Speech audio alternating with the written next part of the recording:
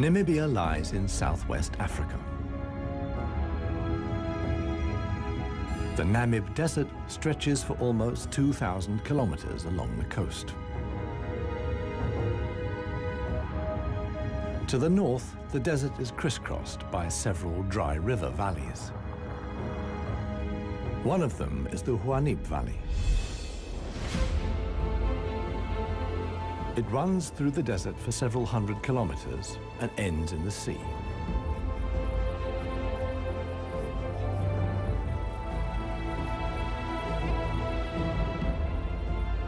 Water flows here once, at most twice a year. Only deep-rooted plants like anna trees can survive here. Only here, within the valley, can mammals exist in the long term. It is the home of the desert elephants.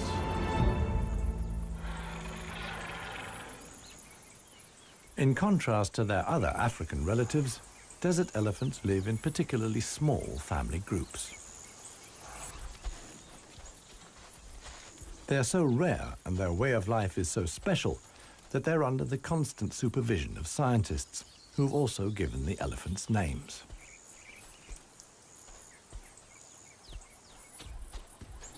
The head of this family is alpha cow Clarissa. The animals don't leave her side for a moment.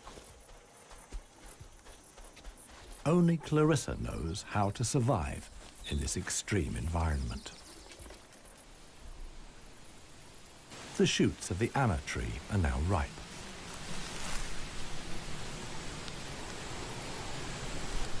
The pods contain protein-rich seeds.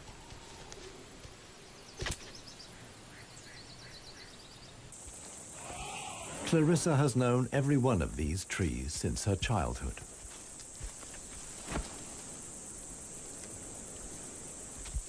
Even the youngest, Maya, tries the shoots. Here, however, experienced trunk-tip control is required. It's easier for her to get the protein she needs from her mother's milk. Desert elephants only have half the number of calves as other elephants. The male animals stay with their mother's family until they reach sexual maturity. With mock fights, they prepare for life without the protection of the females. Adult bull elephants are loners or travel in small groups. Jappy is the most skillful of them.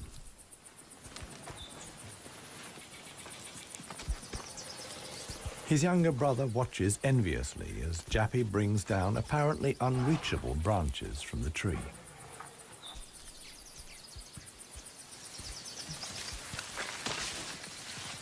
In the valley, Jappy is well known for such tricks. He learned them from his father. Friendship among bull elephants has its limits. Jappy is certainly not willing to share his branch with his younger brother.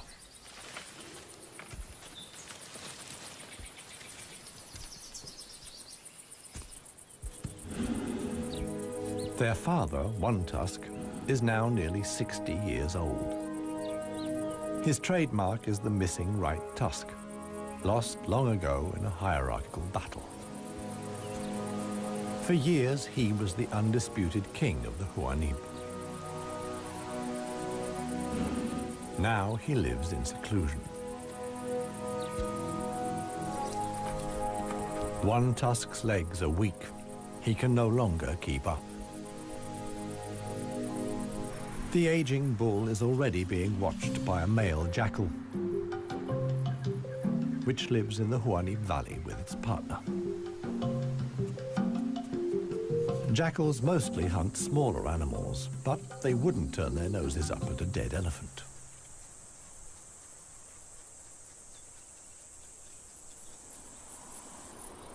In a side valley, Clarissa has discovered a further source of food. There's a wide selection of bushes, grasses, and herbs.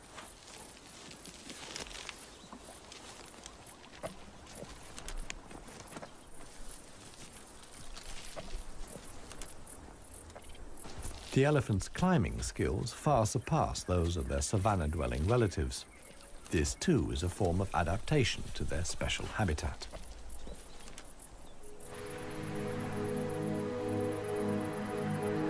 Old One Tusk has at last reached one of the anna trees in the Huanib Valley. But Clarissa and co. haven't left very much for him to eat. He desperately searches for something edible in the remnants. In vain.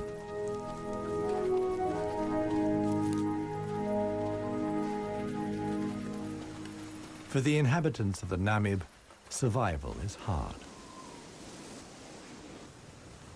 They're used to going for long periods without water. Many get liquid from their food or know secret sources of water.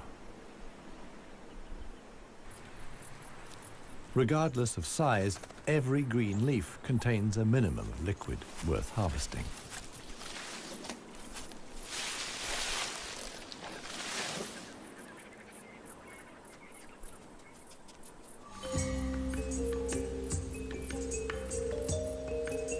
Outside the dry river valleys, there is scarcely any vegetation. Here, only extreme specialists survive. The Namib desert beetle is no bigger than a fingernail. As all animals, it depends on water for survival and has developed a special strategy.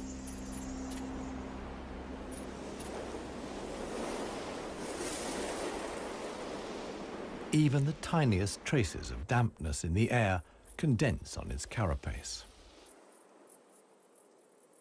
In time, a drop forms, which then flows directly into the beetle's mouth. This way of life limits the distribution of desert beetles to those parts of the desert that see fog. But where does the fog come from? The Namib is one of the few deserts in the world that stretch to the sea.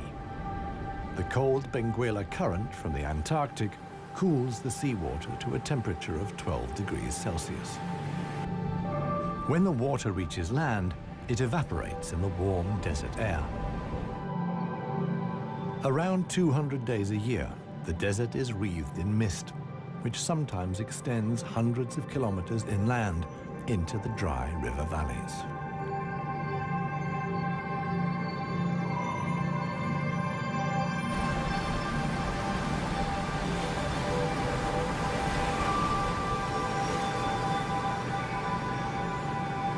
The Benguela current doesn't only bring fog, it's also rich in fish. The animals that benefit most are the brown fur seals.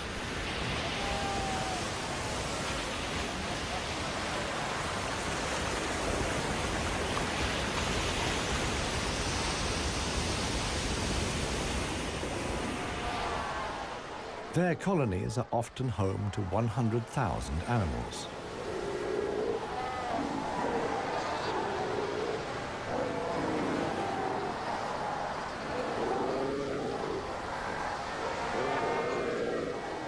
Right now, there's good reason for so many seals to congregate here. The mating season is just beginning.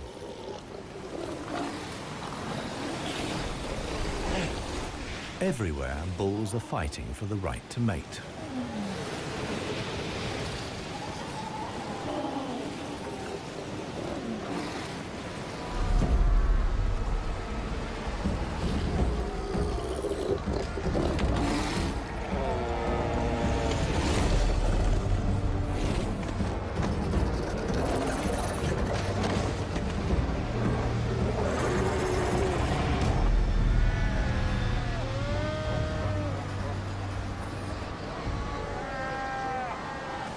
The strongest conquer a whole harem and then have their flippers full.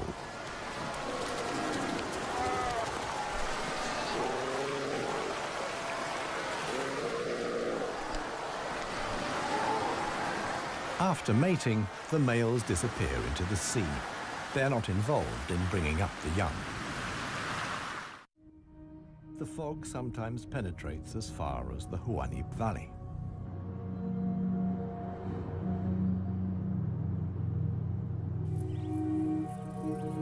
Now, even the biggest animals benefit from the moisture contained in the fog.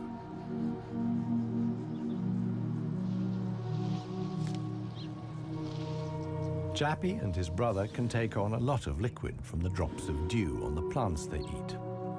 This allows the elephants to go without water for up to 4 days at a time.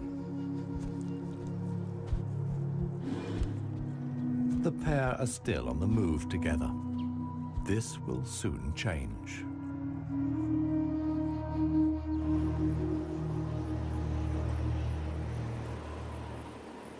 As the fog lifts, the sun illuminates a very special event.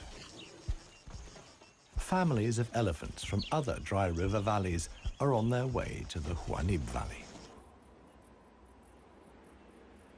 They're following the calls of their relatives, which they pick up via the soles of their feet, as via a stethoscope.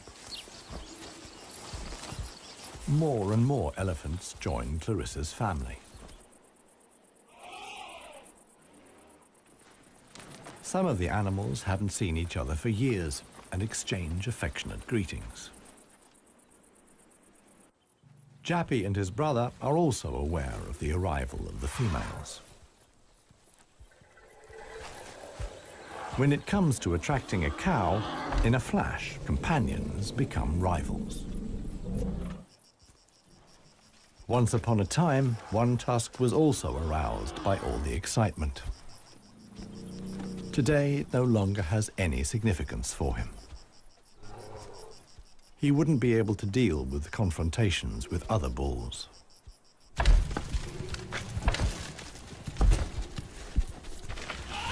His sons and grandsons, on the other hand, are very excited. For them, it's important to make the most of the female's willingness to mate and prevent others from taking advantage. In the end, however, Jappy only manages to achieve his goal by means of a trick. He abducts the alpha cow, Clarissa.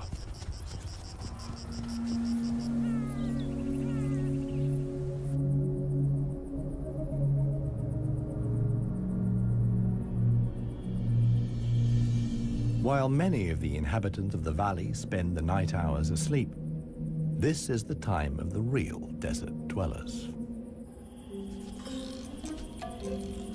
The Namib sand gecko is only active at night. In the darkness, the little predator looks for crickets and spiders.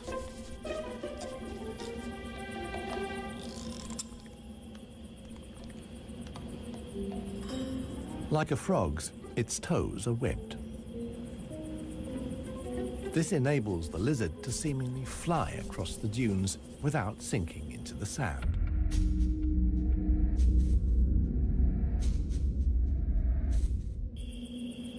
But it also needs to be on the lookout.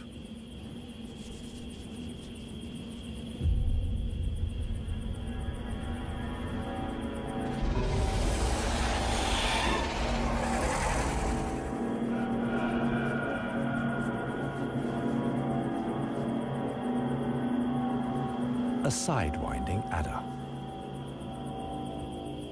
Similar to desert elephants, beetles, and geckos, the snake has a hard life in the Namib.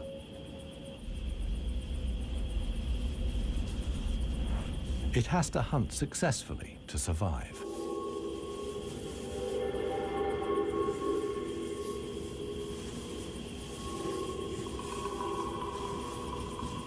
Once it finds a good spot for an ambush, it goes to ground.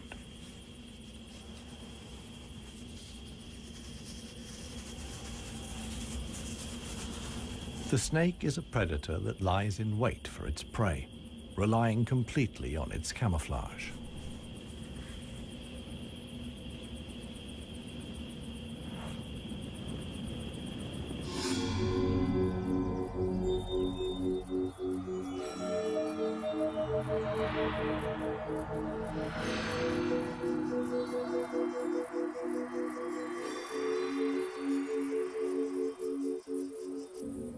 For the sensitive gecko, it's time to go. In the sun, it would quickly dehydrate. Here, too, webbed feet come in handy. The lizard uses its legs as scoops to quickly dig out astonishing underground passages. It can make tunnels 1 meter long into the ground.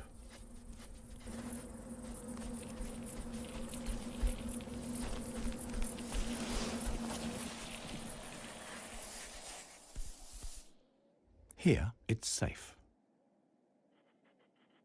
Up at ground level, another gecko isn't in quite such a hurry. With good reason. The fog is coming.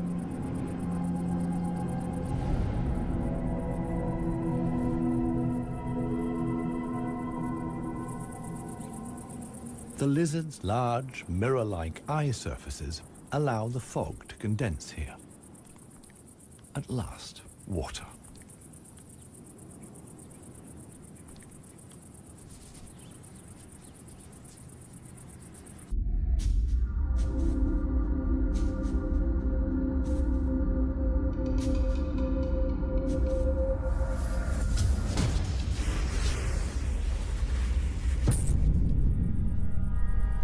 The waiting paid off. This morning, the sidewinding adder can have breakfast and get some liquid into the bargain.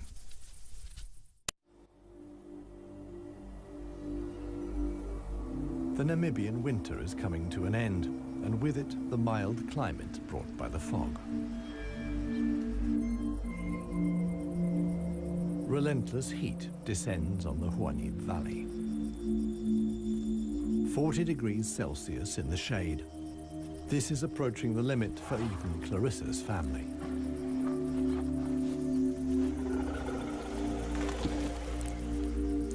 Elephants don't sweat, and so protect themselves against overheating by fanning their ears. But it seems too hot, even for that. The heat is hard to bear for all the animals, but for the youngest, the sun can be lethal. Maya is really suffering.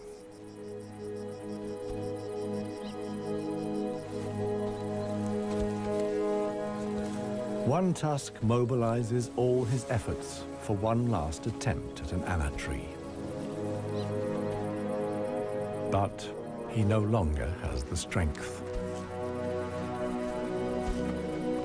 Exhausted, he withdraws to the shade. During his long life, his legs have carried him more than 400,000 kilometers. As with most bull elephants, the last few steps he will take alone. Despite the heat, Clarissa can't afford to take a break.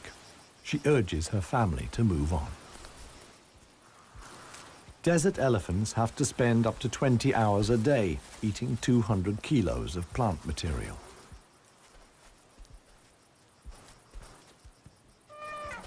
As tiring as that may be, Clarissa's family have no choice.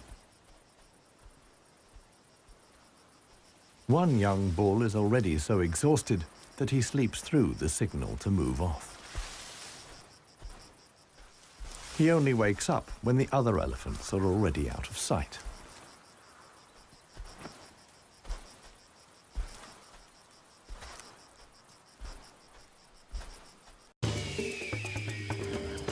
This show was created for you and your family to watch together.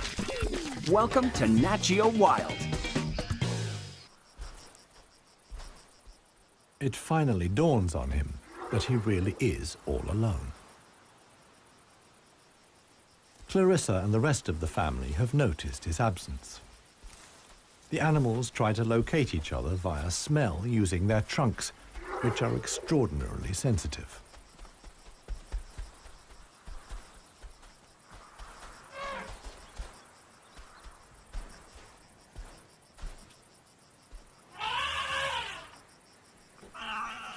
In the end, it's Maya who gives the decisive call.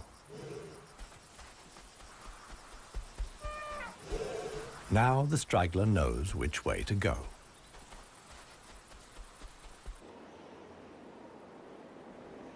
The extremely dry period shows no sign of coming to an end.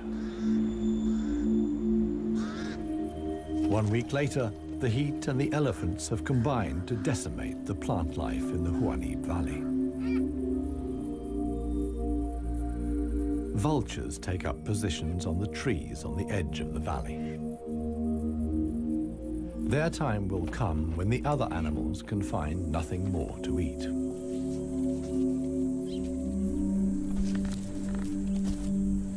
For Clarissa's family, a dead tree now becomes the sole source of food. In the desert, a tree of this size takes years to break down. And it's the elephants that turn it into food again for the other animals. They themselves only use 60% of what they eat. The rest they excrete undigested. In this way, they distribute seeds, like those of the anna tree. Some animals, like the helmeted guinea fowl, take the majority of their food from what the elephants deposit. In times of scarcity, even the Huanib Valley baboons look for something edible in the elephant's dung.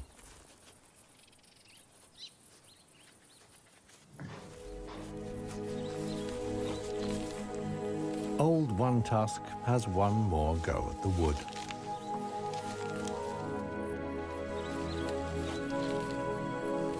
But elephant molars only grow back 6 times. One Tusk's teeth are worn out, and his attempt to eat wood the way he used to is doomed to failure.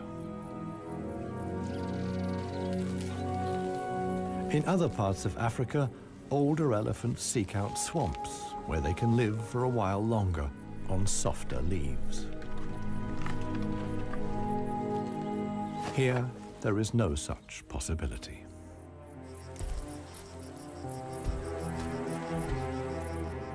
For Clarissa, too, the situation is becoming threatening. She and her family must leave the valley and seek food and water elsewhere. Other families join the trek. Only Clarissa's knowledge of hidden water sources can save them now.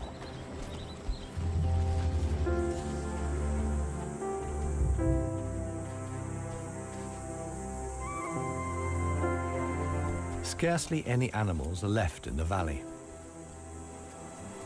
Even the jackals are leaving. In their search for food, they will move along the Huanib Valley until they reach the coast. Only One Tusk is too old and too tired for the trek. The one thing that could save him now is rain that would let soft grass grow. With this slim hope, he remains behind.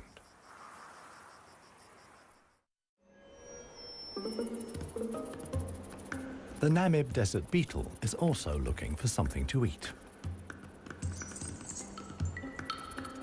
In contrast to most of the desert dwellers, it is not seeking fresh young shoots.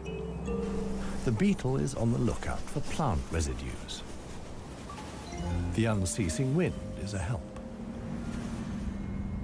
It sweeps fragments of plant life together in valleys and hollows between the dunes. Mostly it's just a few bits of leaf. But sometimes it collects and becomes something like a herbal rubbish dump. Although the plants are completely dried out, they still contain important nutrients.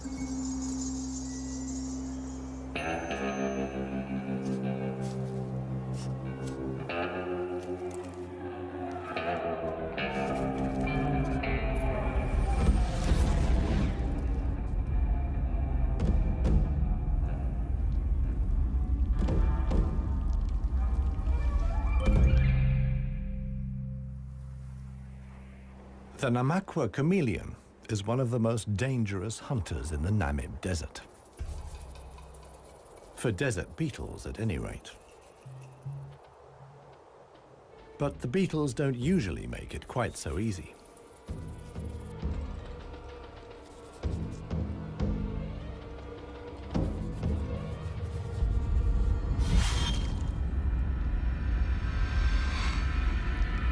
The beetles aren't only full of protein, but also provide essential liquids for the lizard.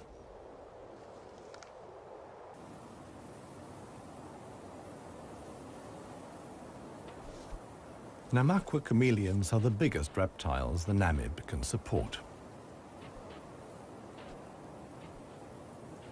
In contrast to the mammals, they can't undertake long migrations to look for food and water. Similar to the Huanib, a river once flowed here. Along its banks, animals like chameleons penetrated deep into the desert. Hundreds of years ago, the dunes slowly invaded the riverbed and cut off the water supply. This process was so slow, however, that the animals had time to adapt to the new conditions.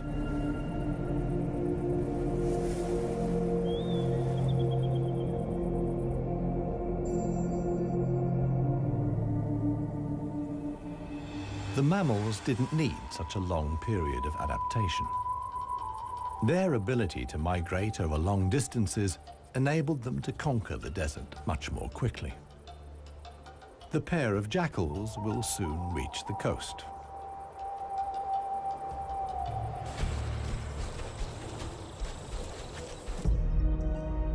Clarissa, meanwhile, is still searching for water.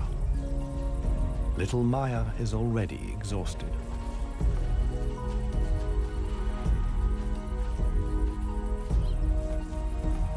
The group has to keep stopping. The animals are reaching the limits of their strength. Clarissa can produce less and less milk for her daughter. Suddenly, a commotion as Maya sinks to her knees. But Clarissa urges her offspring onwards. It is their only chance.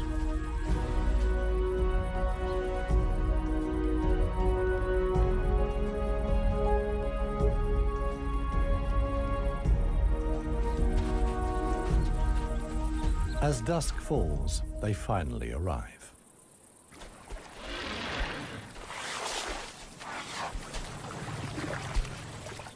Thanks to Clarissa's knowledge, there's something to drink at last. Adult elephants can get by on 100 liters of water a day.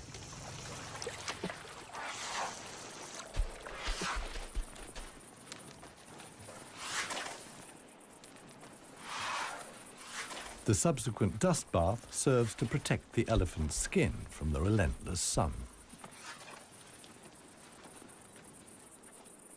The trek to the next source of food is long. The following morning, Clarissa will move on.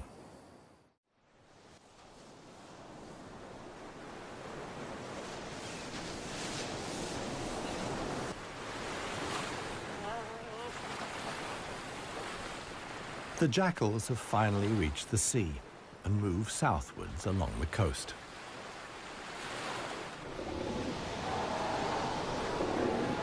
The new generation of brown fur seals is just arriving. Many of the mother animals are heavily pregnant. This young mother hasn't long to go.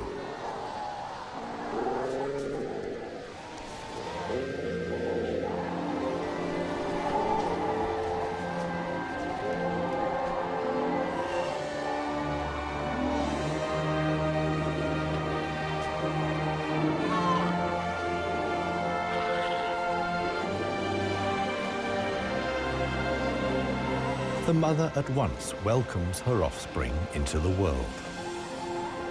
Each voice and scent is as unique as a fingerprint.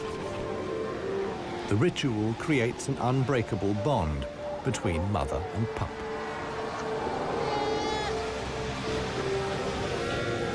Directly after the birth, the pup has to be suckled.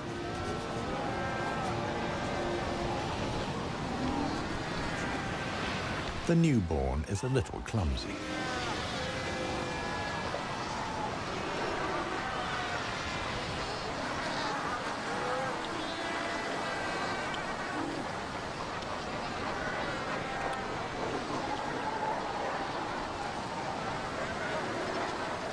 The young mother is not alone. Tens of thousands of other females have also given birth.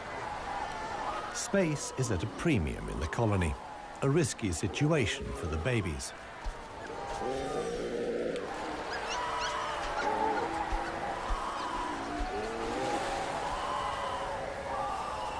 To minimize the danger, the seals organize a kindergarten.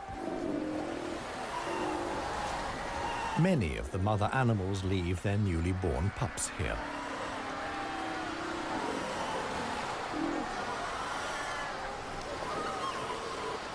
The nursery not only offers the young pups protection, but also makes it easier to find them later.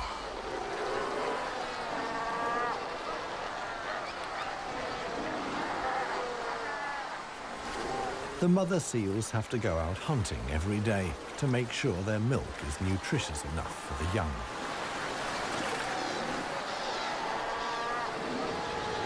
But when choosing the location of the kindergarten, they forgot about the tide.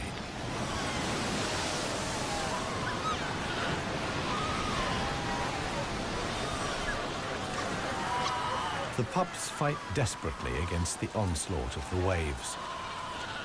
The baby is washed out to sea, along with the other newborn seals.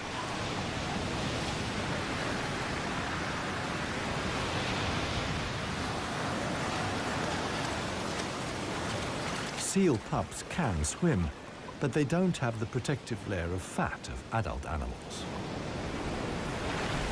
The pup fights for survival. Another is slowly but surely losing the battle.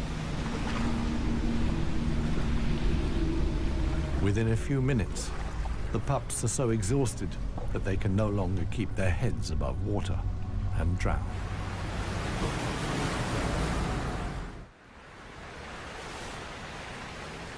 The next morning reveals how great the danger posed by the sea is for the seal pups. The shore is full of little corpses, washed up by the tide.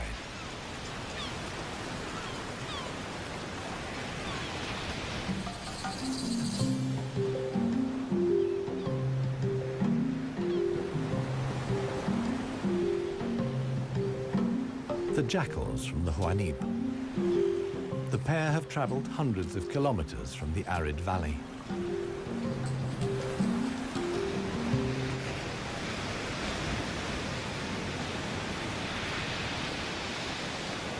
The seal colony is now their only chance of food. Jackals aren't choosy. For them, eating carrion is nothing unusual.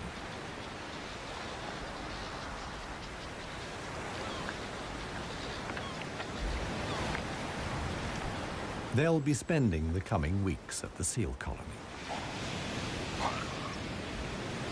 Only when the pups are old enough to swim enduringly, and thus the supply of food runs out, will the jackals return to the Huanib Valley.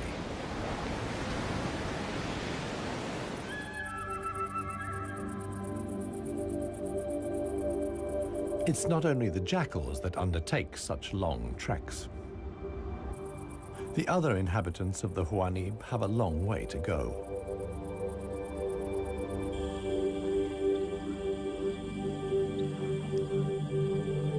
An oasis hidden deep in the desert. Oasis.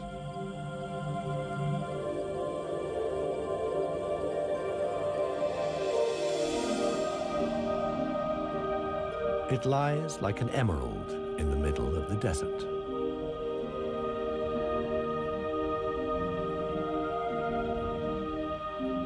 A thin band of loose vegetation lines the watering hole.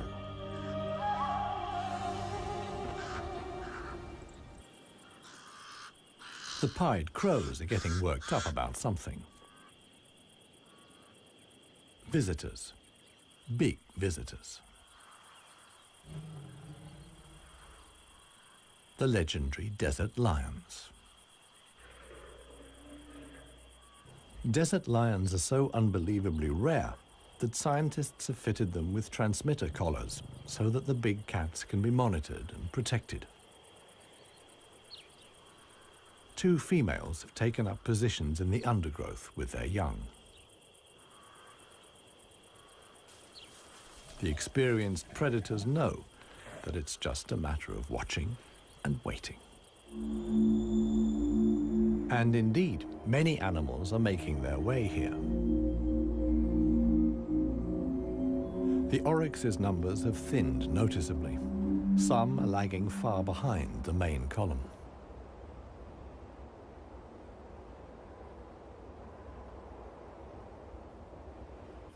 After more than 10 days' trek, the first animals finally reach the source.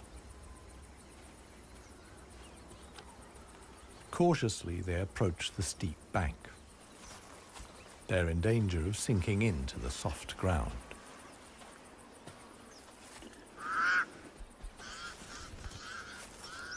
The pied crows sound the alarm again. The lioness's patience has been rewarded. They've caught one of the stragglers. One lioness keeps the oryx in check on the ground. The hunting lioness is completely exhausted. Fighting the antelope has taken the last of her strength.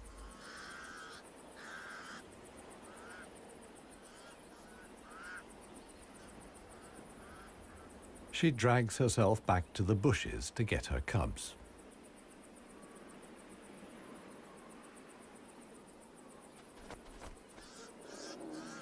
The other lioness keeps the pesky crows at bay.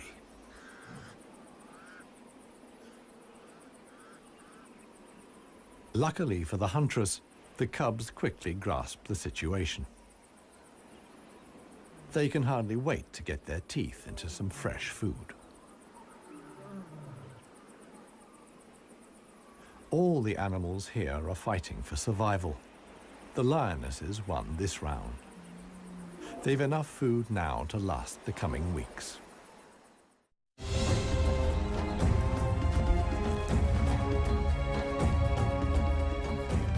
Clarissa and her family have finally reached the neighboring dry river valley.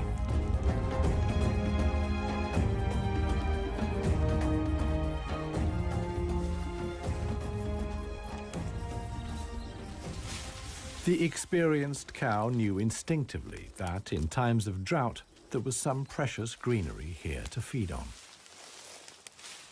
The exhausted animals can at last fill their stomachs again.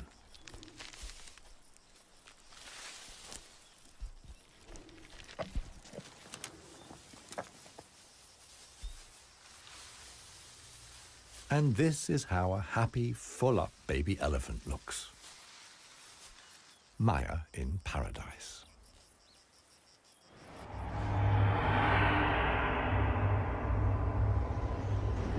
A strong wind blows in from the coast, and sandstorms form in the hinterland.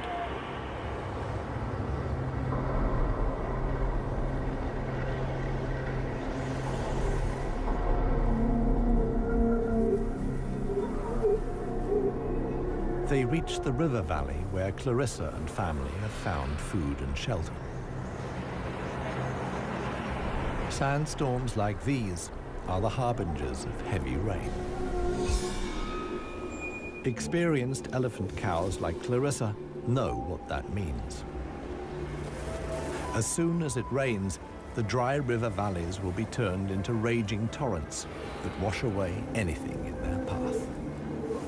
Imminent danger for the family of elephants. Time to move on again. Now the safest place to be is outside the valleys. How right Clarissa was can be seen the following day. Water in the dry river valley. Only every 10 years or so is the rain strong enough for the flood wave to reach the sea.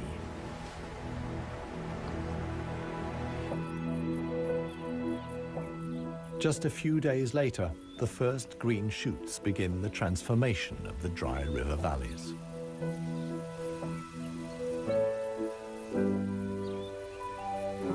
The Huanib Valley, too, is bursting with new life as the first exiles return.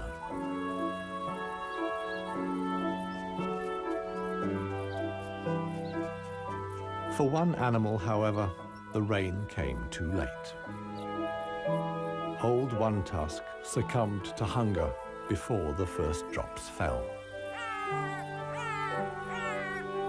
The jackals find his body on the edge of the valley.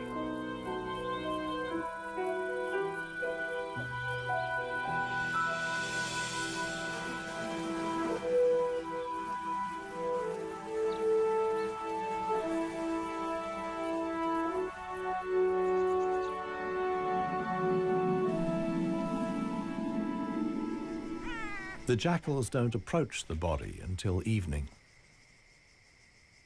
And thus, the circle of life is complete. The next morning, long unheard calls echo through the valley.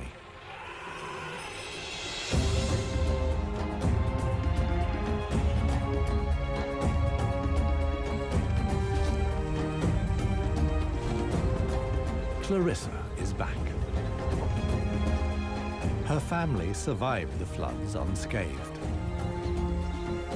Maya, too, is thriving.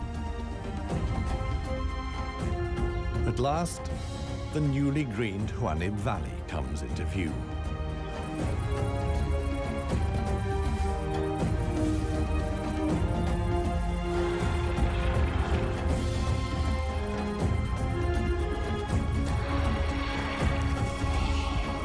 Clarissa's family is home again.